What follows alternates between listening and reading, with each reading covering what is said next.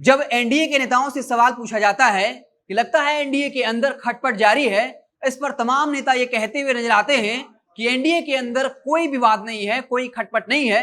लेकिन एक कहावत है कि बिना आग लगे धुआं नहीं होता है। आपको बता दें कि आज भोजपुर में NH30 के ऊपर रेलवे क्रॉसिंग की जगह रोड ओवरब्रिज का निर्माण कार्य पूरा हो चुका है और बाकायदा आज लोकार्पण कार्यक्रम रखा गया, जिसमें बीजेपी के बड़े बड़े नेता शामिल रहे, लेकिन बिहार जेडीयू से किसी भी नेता को शामिल नहीं किया गया।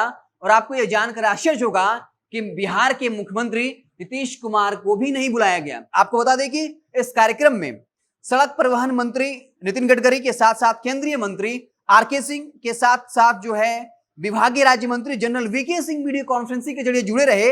इसके साथ ही साथ बिहार के दोनों डिप्टी सीएम तारकिशोर प्रसाद, रेणु देवी, बिहार विधान परिषद कार्यकारी सभापति अवधेश नारायण सिंह, पथ निर्माण मंत्री नितिन नवीन, मंत्री अमरेंद्र प्रताप सिंह। हालांकि भोजपुर के जो अस्थायी नेता थे उनको बुलाया जरूर गया, लेकिन जेडीयू के बड़े नेताओं को बुलावा नहीं भेजा गया और बिना जेडीयू के बड़े नेताओं नीतीश कुमार की अनुपस्थिति में इस लोकार्पण कार्यक्रम का जो है शुभारंभ किया गया। आपको बता दें कि दिलचस्प बात यह है कि 9 महीने पहले यानी पिछले साल दिसंबर में जब कोइलवर में सोन नदी के ऊपर नए पुल का उद्घाटन हुआ था, तब नीतीश कुमार उस समारोह में उपस्थित थे और बाकायदा आपको बता दें नीतीश कुमार के कहने पर ही इस पुल का निर्माण हुआ और जब ये निर्माण कार्य पूरा हुआ उसके बाद उसमें नीतीश कुमार को बुलाया गया था। लेकिन ठीक 9 महीने बाद आज जब भोजपुर जिले में NH30 के ऊपर रेलवे क्रॉसिंग की जगह रोड ओवरब्रिज का निर्माण कार्य पूरा हुआ तो जेडीयू के किसी भी बड़े नेता को नहीं बुलाया गया, जो साफ बताता है कि एनडीए में बीजेपी और जेडीयू के बीच सब कुछ ठीक नहीं है। हालांकि फिर भी जब सवाल पूछा जाएगा तो कहेंगे कि सब कुछ ठीक है। आपको बता दें कि लगातार जातीय जनगणना मसले पर नीतीश कुमार बीजेपी को घेर रहे हैं और तमाम बयानबाजियों का दौर चल पड़ा है और हम आपको बार बार उन तमाम बयानों को, उन खबरों को दिखा रहे हैं कि कैसे बिहार की सियासत में बीजेपी को तमाम क्षेत्रीय पार्टियां मिलकर घेर रही हैं और बीजेपी कहीं ना कहीं धर्म संकट में फंसी हुई है और बाकायदा नरेंद्र मोदी नीतीश कुमार के इस चाल को समझ रहे हैं और नीतीश कुमार तेजस्वी यादव के साथ हंसकर बात कर रहे हैं।